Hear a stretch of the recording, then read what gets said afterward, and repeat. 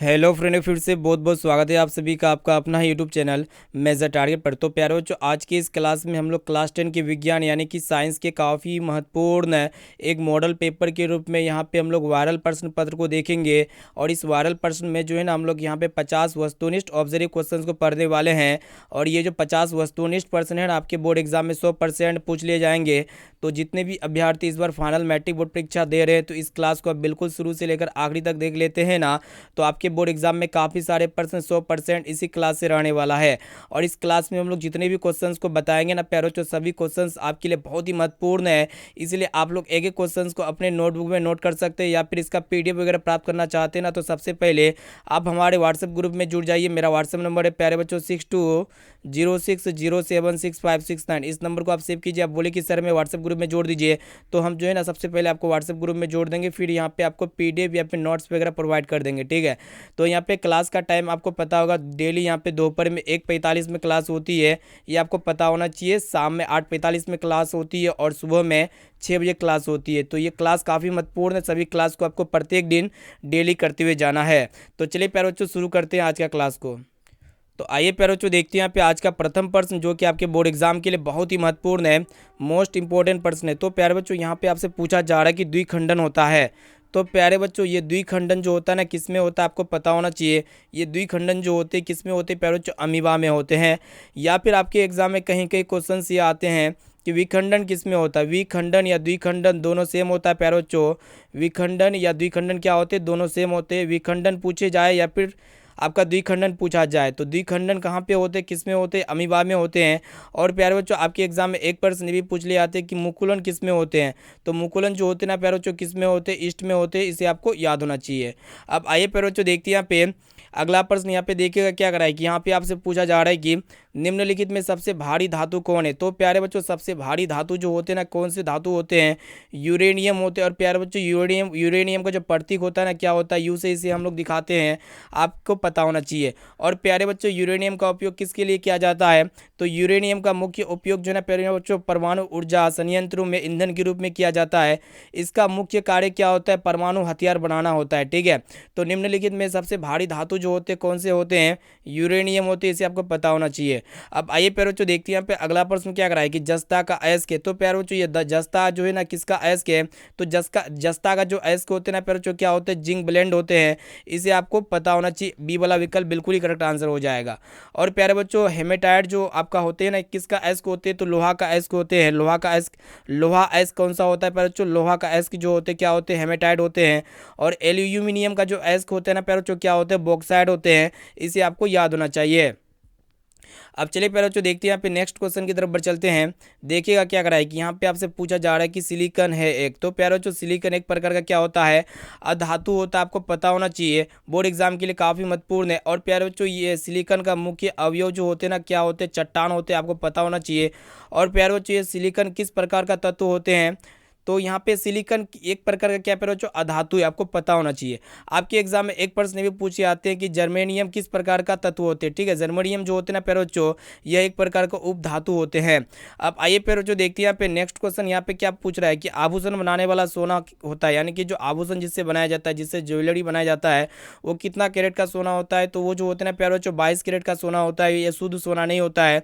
और प्यारे बच्चों, शुद्ध सोना कितने कैरेट का होता है, 24 कैरेट का होता है। इसे आपको याद होना चाहिए। बोर्ड एग्जाम के लिए काफ़ी महत्वपूर्ण प्रश्न है, क्योंकि आभूषण बनाने के लिए हम लोग 22 कैरेट का सोना का इस्तेमाल करते हैं। इसलिए क्योंकि ये जो 24 कैरेट का सोना होता है ना प्यारे बच्चों, इसमें क्या होता है कि 99% क्या होता है, इसमें ये शुद्ध होता है, ठीक है ना। 22 कैरेट का सोना क्या होता है, 99% क्या होता है प्यारे बच्चों, पूरा प्योर शुद्ध होता है।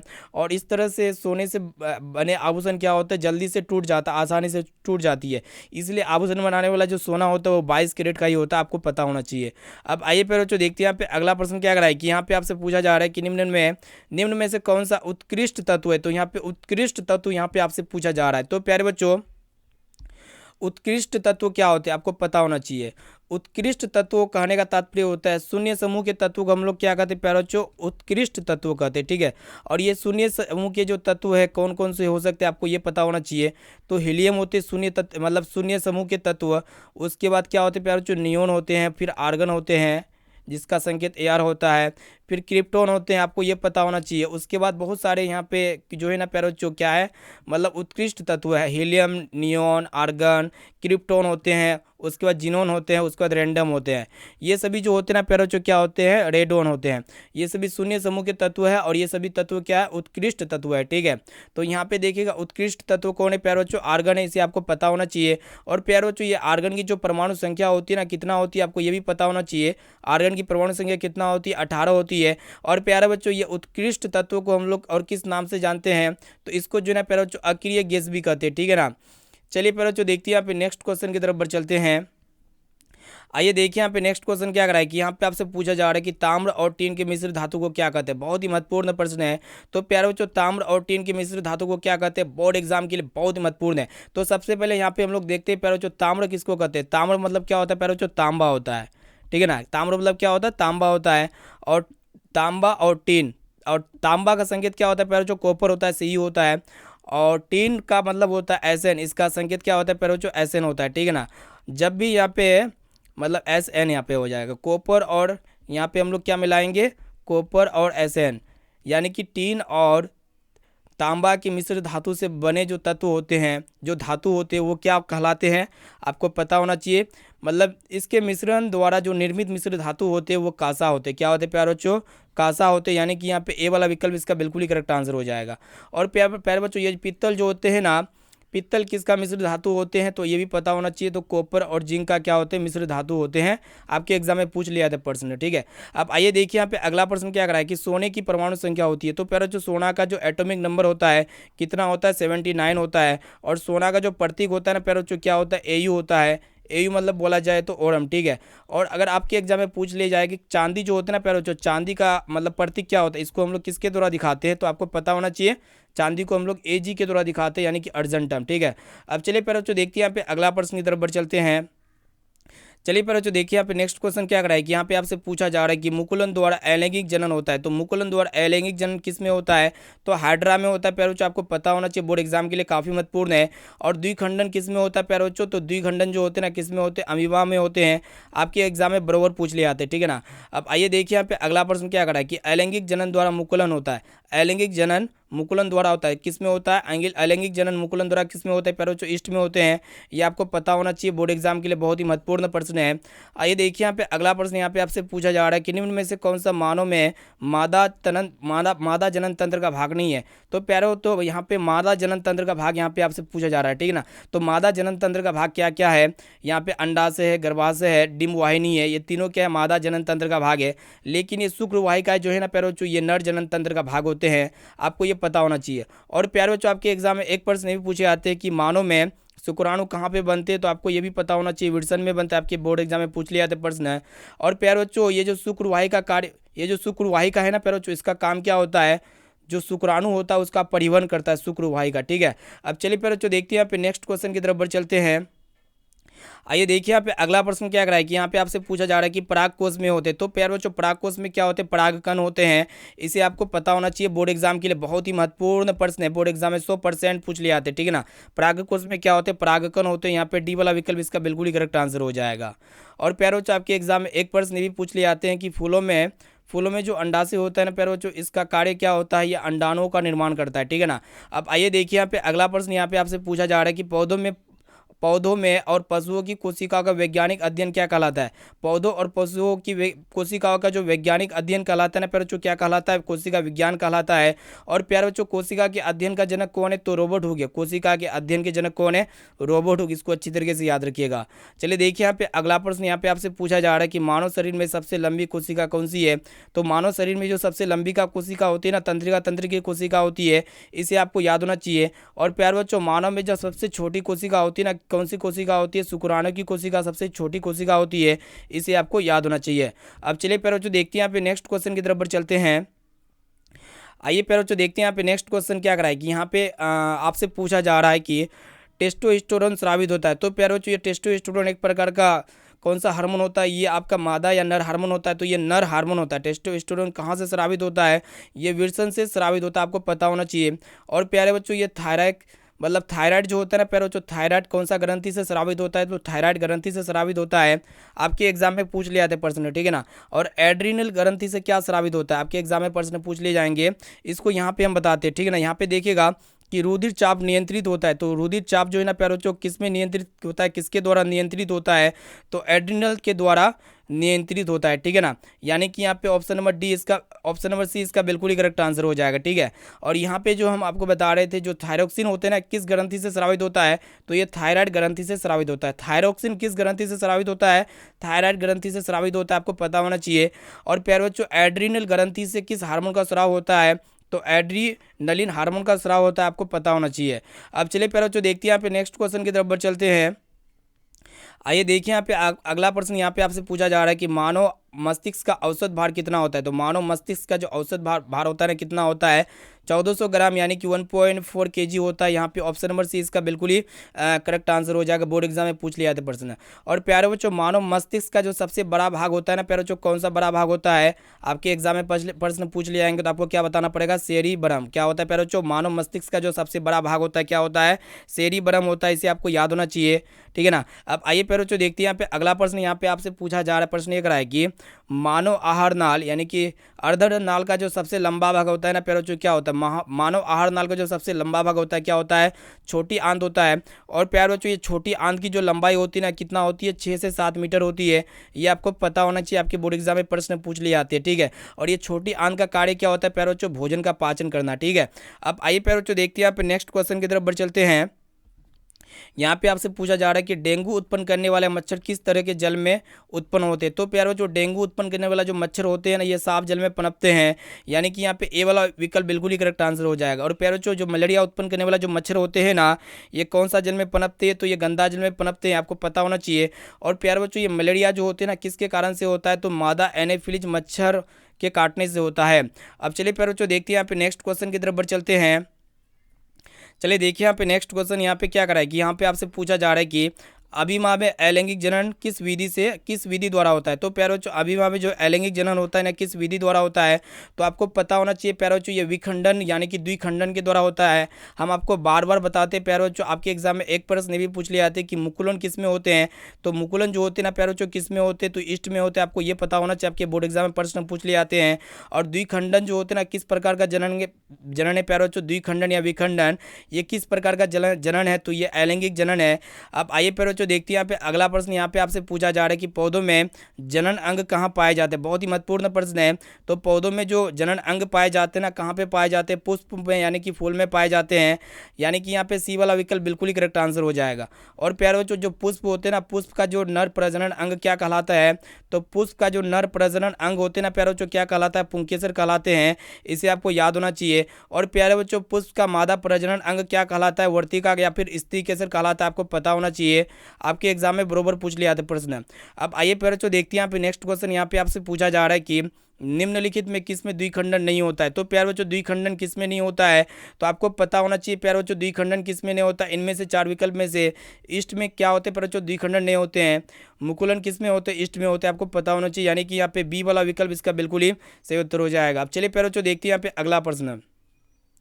चलिए देखिए यहाँ पे नेक्स्ट क्वेश्चन क्या कर रहा है कि यहाँ पे आपसे पूछा जा रहा है कि परागकण निम्न में से किसके अंदर बनते हैं, तो प्यारे बच्चों परागकण किसके अंदर बनते हैं, तो ये किसके अंदर बनते हैं, परागकोश के अंदर क्या बनते हैं प्यारे बच्चों, परागकण बनते हैं, यानी कि यहाँ पे ए वाला विकल्प इसका बिल्कुल ही करेक्ट आंसर हो जाएगा। और प्यारे बच्चों पुष्प का जो मादा प्रजनन अंग क्या होते हैं, अंडभ होते हैं, पुष्प का मादा प्रजनन अंग क्या होते हैं प्यारे बच्चों, अंडभ होते हैं, इसे आपको याद होना चाहिए। अब आइए प्यारे बच्चों देखते हैं यहाँ पे अगला प्रश्न यहाँ पे आपसे पूछा जा रहा है कि पुष्पी पादपों में लैंगिक जनन होता है, तो प्यारे बच्चों पुष्पी पादपों में जो लैंगिक जनन होता है ना, किसके द्वारा होता है, आपको पता होना चाहिए, तो फूलों के द्वारा होता है, इसे आपको याद होना चाहिए, यानी कि यहाँ पे बी वाला विकल्प इसका बिल्कुल ही करेक्ट आंसर हो जाएगा। अब चलिए प्यारे बच्चों देखते हैं यहाँ पे नेक्स्ट क्वेश्चन की तरफ बढ़ चलते हैं।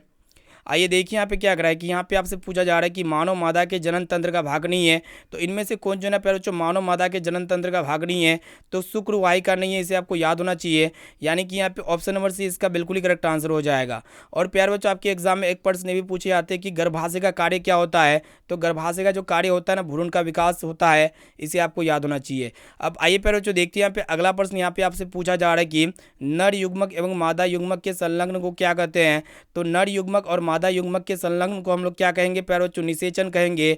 इसे आपको याद होना चाहिए, इसको अच्छी तरीके से याद कर लीजिए प्यारे बच्चों। नर युग्मक और मादा युग्मक के संलग्न को क्या कहते हैं, निषेचन कहते हैं, जो कि कोई भी ऑप्शन में नहीं दिख रहा है निषेचन, इसीलिए यहाँ पे डी वाला विकल्प इसका बिल्कुल ही करेक्ट आंसर हो जाएगा। और प्यारे बच्चों ये निषेचन के बाद क्या होता है, तो भ्रूण का विकास होता है, भ्रूण बनता है। अब आइए प्यारे बच्चों देखते हैं यहाँ पे अगला प्रश्न क्या कराए कि यहाँ पे आपसे पूछा जा रहा है कि निम्न में से कौन एकलिंगी पादप का उदाहरण है। तो प्यारे बच्चों इनमें से कौन एकलिंगी पादप का उदाहरण है वही आपको बताना है। तो प्यारे बच्चों ये पपीता जो होते हैं ना एकलिंगी पादप के उदाहरण है। और प्यारे बच्चों आपको ये भी पता होना चाहिए जो गुलाब पुष्प होते हैं ना प्यारे बच्चों, गुलाब का जो पुष्प होते हैं ये द्विलिंगी पादप के उदाहरण होते हैं, आपको ये भी पता होना चाहिए। ठीक है, यहाँ पे जो भी क्वेश्चंस हम आपको एक्स्ट्रा बता रहे हैं सभी क्वेश्चंस को मद्देनजर रखते हुए याद कर लीजिए, ध्यान से देखिएगा प्यारे बच्चों, एक एक क्वेश्चंस बहुत ही इंपॉर्टेंट यहाँ पे हम आपको बता रहे हैं। तो प्यारे बच्चों प्रश्न को देखिएगा क्या करा है कि मुकुलन द्वारा प्रजनन किस में होता है। तो मुकुलन द्वारा जो प्रजनन होता है ना किस में होता है, ईस्ट में होता है। हम आपको बार बार बताते हैं, यानी कि यहाँ पे बी वाला ऑप्शन बिल्कुल ही करेक्ट आंसर हो जाएगा। और प्यारे बच्चों द्विखंडन किस में होते हैं, तो अमीबा में क्या होते हैं, द्विखंडन होते हैं। अब आइए देखते हैं यहाँ पे अगला प्रश्न क्या करा है कि फूलों यानी कि पुष्पों में नर प्रजनन अंग क्या होता है। तो प्यारे बच्चों फूलों यानी कि पुष्पों में जो नर प्रजनन अंग होता है ना प्यारे बच्चों क्या होता है, पुंकेसर होता है। यहाँ पे नर प्रजनन अंग पूछा गया है तो नर प्रजनन अंग क्या हो जाएगा, पुंकेसर हो जाएगा। अगर यहाँ पे मादा प्रजनन अंग पूछता तो क्या हो जाता प्यारे बच्चों, वर्तिका हो जाता। ठीक है, अब चलिए प्यारे बच्चों आपके एग्जाम के लिए बहुत ही महत्वपूर्ण प्रश्न को बता रहे, देखिएगा प्रश्न एक रहा है कि कमरे के ताप पर द्रव अवस्था में रहने वाली धातु कौन सी है। तो कमरे के ताप पर द्रव अवस्था में रहने वाली जो धातु है ना प्यारे बच्चों कौन सी है, तो आपको पता होना चाहिए। यहाँ पे क्या पूछा जा रहा है, धातु पूछ रहा है। ठीक है, यहाँ पे मद्देनजर रखिएगा, यहाँ पे क्या पूछा जा रहा है, धातु पूछ रहा है। तो यहाँ पे पारा हो जाएगा। कमरे के तापमान में जो द्रव अवस्था में पाए जाने वाले जो धातु होते हैं वो पारा होते हैं प्यारे बच्चों, आपको पता होना चाहिए। और पारा का उपयोग किस यंत्र में किया जाता है, तो पारा का जो उपयोग किया जाता है ना प्यारे बच्चों बैरोमीटर यंत्र में किया जाता है। अगर आपके एग्जाम में पूछ लिया जाएगा तो आपको बता देना पड़ेगा। ठीक है ना, अगर यहाँ पे कमरे के तापमान पर द्रव अवस्था में रहने वाले जो अधातु अगर आपसे पूछ लिया जाएगा, ठीक है, अधातु अगर आपसे पूछ लिया जाता है ना तो आपको क्या बताना पड़ता है प्यारे बच्चों, ब्रोमीन बताना पड़ता है। ठीक है, आपको एग्जाम में पूछ लिया जाएंगे तो इस तरह आप याद रखिएगा। ठीक है ना, तो ब्रोमीन एक ऐसा अधातु है जो कमरे के तापमान पे द्रव अवस्था में पाई जाती है और धातु में पारा हो जाएगा। ठीक है, चलिए प्यारे बच्चों देखते हैं यहाँ पे नेक्स्ट क्वेश्चन। यहाँ पे देखिएगा क्या करा है कि सिल्वर क्लोराइड का रंग कैसा होता है। तो प्यारे बच्चों सिल्वर क्लोराइड का रंग कैसा होता है, सफेद कलर का होता है। प्यारे बच्चों सिल्वर क्लोराइड का उपयोग किस में किया जाता है, तो फोटोग्राफी में किया जाता है। अब आइए देखिए यहाँ पे अगला प्रश्न, गंधक की परमाणु संख्या होती है। तो प्यारे बच्चों ये गंधक यानी कि सल्फर की परमाणु संख्या यहाँ पे आपसे पूछा जा रहा है। तो प्यारे बच्चों सल्फर की परमाणु संख्या कितनी होती है, तो आपको पता होना चाहिए सल्फर की परमाणु संख्या कितनी होती है प्यारे बच्चों, 16 होती है। यानी कि यहाँ पे सी वाला विकल्प इसका सही उत्तर हो जाएगा। अब चलिए प्यारे बच्चों देखते हैं यहाँ पे नेक्स्ट क्वेश्चन की तरफ बढ़ चलते हैं। आइए देखिए यहाँ पे अगला प्रश्न क्या कर रहा है कि अधातु के ऑक्साइड होते हैं। तो प्यारे बच्चों अधातु के जो ऑक्साइड होते हैं ना ये अम्लीय प्रकृति के होते हैं। ठीक है, आपको पता होना चाहिए। और धातु के ऑक्साइड क्या होते हैं प्यारे बच्चों, क्षारीय प्रकृति के होते हैं। साथ में इसे भी आपको याद होना चाहिए। अब आइए देखिए यहाँ पे अगला प्रश्न, यहाँ पे आपसे पूछा जा रहा है कि ऐसे तत्व जो इलेक्ट्रॉनों को त्याग कर धनात्मक आयन बनाते हैं ये क्या कहे जाते हैं। ठीक है, तो इलेक्ट्रॉनों को त्याग कर जो धनात्मक आयन बनाएगा ना तो उसको हम लोग क्या कहेंगे प्यारे बच्चों, आपको पता होना चाहिए। तो उसको हम लोग धातु कहेंगे। यानी कि यहाँ पे बी वाला विकल्प इसका बिल्कुल ही करेक्ट आंसर हो जाएगा। अब आइए देखिए यहाँ पे अगला प्रश्न क्या करा है कि यूरो 2 का संबंध है। तो प्यारे बच्चों ये जो यूरो 2 का जो संबंध है ना प्यारे बच्चों किससे संबंधित है, तो ये जो है ना वायु प्रदूषण से संबंध है। यानी कि यहाँ पे ए वाला विकल्प बिल्कुल ही करेक्ट आंसर हो जाएगा। और प्यारे बच्चों आपके एग्जाम में एगो प्रश्न ये भी पूछ लिया जाती है कि ग्रीन हाउस गैसों में मुख्य कौन सी गैस भरी रहती है। तो ग्रीन हाउस जो गैस होती है ना प्यारे बच्चों, ग्रीन हाउस गैसों में कौन सी गैस होती है, तो आपको पता होना चाहिए CO2 गैस होती है। आपके एग्जाम के लिए बहुत ही महत्वपूर्ण प्रश्न है। अब चलिए प्यारे बच्चों देखते हैं यहाँ पे नेक्स्ट क्वेश्चन की तरफ बढ़ चलते हैं। देखिएगा अगला प्रश्न क्या कर रहा है कि यहाँ पे आपसे पूछा जा रहा है कि निम्न में से कौन एक भूमिगत जल का उदाहरण है। तो प्यारे बच्चों भूमिगत जल का यहाँ पे उदाहरण कौन सा होगा, तो भूमिगत जल का उदाहरण यहाँ पे देखिएगा प्यारे बच्चों कुआं हो जाएगा भूमिगत जल का उदाहरण। इसे आपको याद होना चाहिए प्यारे बच्चों, आपके एग्जाम के लिए बहुत ही महत्वपूर्ण है। और प्यारे बच्चों भूमिगत जल संरक्षण के लिए कौन सी तकनीक अपनाई जाती है, तो वर्षा जल संचयन किया जाता है इसके लिए। अब आइए देखिए यहाँ पे अगला प्रश्न क्या कराएगी, निम्न में से कौन एक उभयलिंगी जंतु है। तो प्यारे बच्चों उभयलिंगी जंतु यहाँ पे आपसे पूछा जा रहा है। तो प्यारे बच्चों उभयलिंगी जंतु जो हो जाएगा यहाँ पे क्या हो जाएगा, केचुआ हो जाएगा। उभयलिंगी का अर्थ क्या होता है आपको पता है ना प्यारे बच्चों, हम आपको बार बार बताते हैं। उभयलिंगी का अर्थ होता है नर और मादा अंग एक ही में होता है, ठीक है। नर और मादा अंग एक ही में हो तो उसको हम लोग उभयलिंगी जंतु कहते हैं। जैसे कि केचुआ में जो है ना प्यारे बच्चों नर और मादा अंग दोनों एक ही में है। अब आइए प्यारे बच्चों देखते हैं यहाँ पे अगला प्रश्न क्या कराए कि सभी हरे पौधे होते हैं। तो प्यारे बच्चों यहाँ पे सभी हरे पौधे क्या होते हैं, स्वपोषी होते हैं, इसे आपको याद होना चाहिए। यानी कि यहाँ पे ए वाला विकल्प इसका बिल्कुल ही करेक्ट आंसर हो जाएगा, ठीक है ना। अब चलिए प्यारे बच्चों उससे पहले यहाँ पे जो प्रकाश संश्लेषण होते हैं ना प्यारे बच्चों, किस प्रकाश संश्लेषण के लिए कौन आवश्यक होते हैं, तो हरित लवक आवश्यक होते हैं। इसको अच्छी तरीके से याद रखिएगा, ठीक है, आपके एग्जाम में पूछ लिया था प्रश्न। अब आइए देखिए यहाँ पे नेक्स्ट क्वेश्चन यहाँ पे आपसे पूछा जा रहा है कि कौन सी गैस ओजोन परत को छेद के लिए उत्तरदायी है। तो ओजोन परत की में छेद के लिए उत्तरदायी जो गैस होती है ना प्यारे बच्चों क्लोरोफ्लोरोकार्बन होती है। यानी कि यहाँ पे सी वाला विकल्प बिल्कुल ही करेक्ट आंसर हो जाएगा। और प्यारे बच्चों ये जो क्लोरोफ्लोरोकार्बन होती है ना किससे निकलती है, तो ये एसी का जो आउटडोर यूनिट होता है ना उसी से क्लोरोफ्लोरोकार्बन गैस निकलती है, जो हमारे वातावरण को काफ़ी नुकसान पहुंचाती है, ठीक है। प्यारे बच्चों आपके एग्जाम में एक प्रश्न भी पूछ लिया जाती है, ये जो ओजोन परत होती है ना ये वायुमंडल के सबसे ऊपरी परत होती है। और ये किस मंडल में पाई जाती है, तो है ना ये जो है ना समता मंडल में पाई जाती है। अब चलिए प्यारे बच्चों देखते हैं यहाँ पे नेक्स्ट क्वेश्चन की तरफ बढ़ चलते हैं। आइए देखिए यहाँ पे आपसे पूछा जा रहा है कि चिपको आंदोलन किससे संबंधित है। तो चिपको आंदोलन जो है ना प्यारे बच्चों ये किससे संबंधित है, तो ये वन संरक्षण से संबंधित है। और प्यारे बच्चों ये चिपको आंदोलन की शुरुआत कहाँ से हुई थी, तो उत्तराखंड राज्य से हुई थी। और प्यारे बच्चों आपके एग्जाम में एक प्रश्न ये भी पूछे जाते हैं कि वृक्ष बचाओ आंदोलन किस आंदोलन से संबंधित है, तो ये चिपको आंदोलन से संबंधित है, ठीक है ना। अब आइए देखिए यहाँ पे अगला प्रश्न क्या कर रहा है कि यहाँ पे आपसे पूछा जा रहा है कि निम्नलिखित में किसके कारण अम्लीय वर्षा होती है। तो प्यारे बच्चों अम्लीय वर्षा किसके कारण से होती है, तो आपको पता होना चाहिए। SO2 के कारण से क्या होती है, अम्लीय वर्षा होती है, आपको पता होना चाहिए। और प्यारे बच्चों अम्लीय वर्षा जो होते हैं ना प्यारे बच्चों अम्लीय वर्षा मतलब अम्लीय वर्षा के लिए कौन सी गैस जिम्मेदारी होती है, तो SO2 गैस जिम्मेदारी होती है, आपको पता होना चाहिए। अब आइए प्यारे बच्चों देखते हैं यहाँ पे अगला प्रश्न यहाँ पे आपसे पूछा जा रहा है कि पारिस्थितिक तंत्र में ऊर्जा का स्रोत है। तो पारिस्थितिक तंत्र में ऊर्जा का जो स्रोत होते हैं ना प्यारे बच्चों कौन से है, तो सूर्य प्रकाश है।